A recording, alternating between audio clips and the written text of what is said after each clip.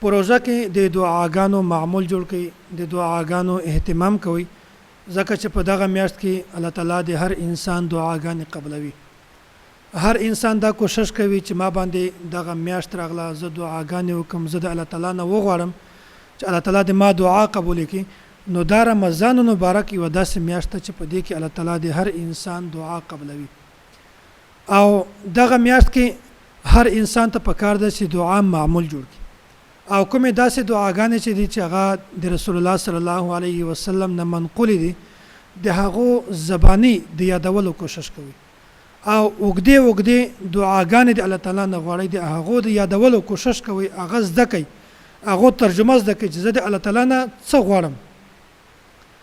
نو داسې دعاګانو ډیر زیات اثر ده.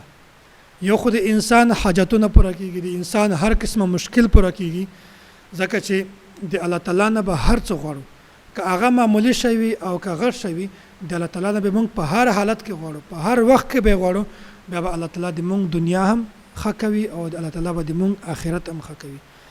ځکه چې کومې مسنون دعا دي، نو په دې کې دوه حکمتونه دي. یو خدا ده چې په دې کې تاثیر زیات وي، او دوم حکمت دا ده چې دغه دعاګانې په دې کې د قبولیت ډیر زیات امکان وي. اسې پښتو کې یا اردو کې یا بل ژبه کې کومې دعاګانې غوښتل کیږي، هغه کې هم د قبولیت امکان شته. دا نه ده چې هغه نه قبليږي، خو مسنون دعاګانې په هغه کې تاثیر هم زیات وي او په هغه کې د قبولیت امکان هم زیات وي. الله تعالی هغه خامخا قبلوي. نو چې کله رمضان مبارک میاشت راشي، په هغه کې تاسو د دعاګانو معمول جوړوي. او دوم شی دا په دغه میاشت کې تاسو د صدقې عادت جوړوي.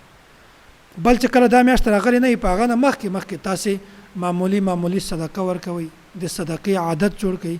ځکه چې کله تاسو باندې رمضان مبارک میاشت راشي، په داسې حال کې در باندې راشي چې تاسو د صدقې عادتي وي، تاسو د صدقې ورکولو عادت لرئ، ورکوي په هغه باندې تاسو زړه نه خپه کیږي.